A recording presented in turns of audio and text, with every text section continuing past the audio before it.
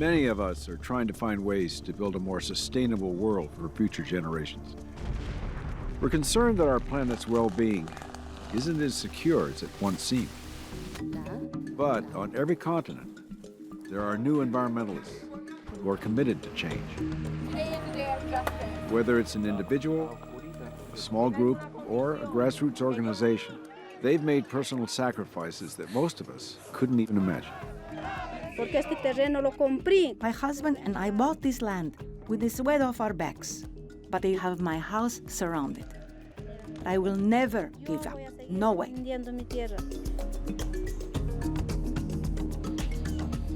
I went up to this man's door and I told him about the incinerator. He just said, "What you kids are doing is pointless." And it was a disheartening moment, but it also lit this sort of fire.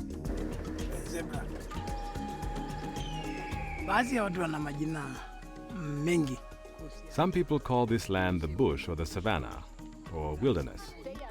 For me and my family, this land is home.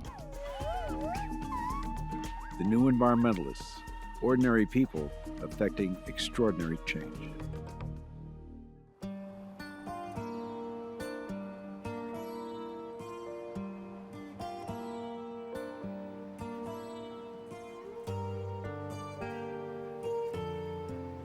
Baltimore holds a special place in American history, but it's really a tale of two cities, Baltimore, and to the south, Curtis Bay. Curtis Bay and the Curtis Bay region has been dumped on for decades. People have been pushed out of their communities by developments that don't care about our basic human right to live in a healthy community.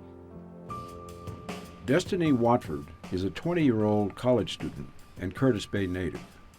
For decades, the area surrounding her neighborhood had become a toxic nightmare of heavy industry, coal transport, and incinerators. It has some of the highest concentrations of pollution in America. Back in 2012, we found out that there was a plan to build the nation's largest trash burning incinerator less than a mile away from our high school. 240 pounds of mercury per year would have been released, 1,000 pounds of lead. This type of air pollution contributes to cardiovascular disease, respiratory illnesses, and in some cases, exposure to diesel exhaust has been shown to affect children's cognitive development. At just 16, Destiny embarked on a mission to stop the trash-burning power plant, Hi, it's Destiny Watford. which is being sold as clean, renewable energy by the developer. Yeah, it's great coverage. Her group, Free Your Voice, began the campaign by going door to door. I've always been a bit shy, but when I joined the group, I was really challenged to come out of that comfort zone. And I went up to this man's door and I told him about the incinerator.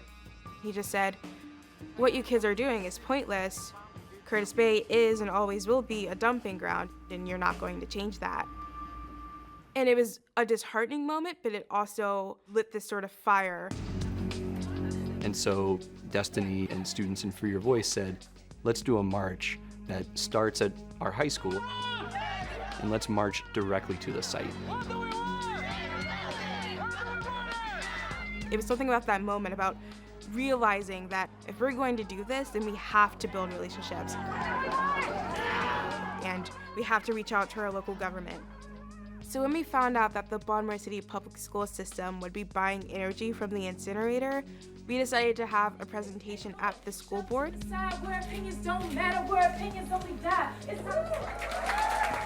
Destiny and her group also appealed to other incinerator customers Our fate as a city, it involves everyone.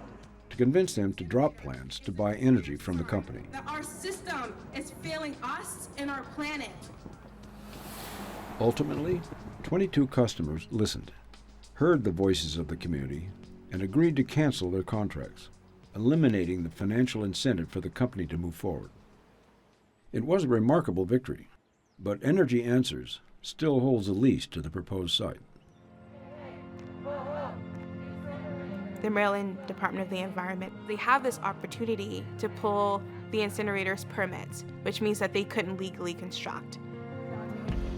So, today is a day of justice.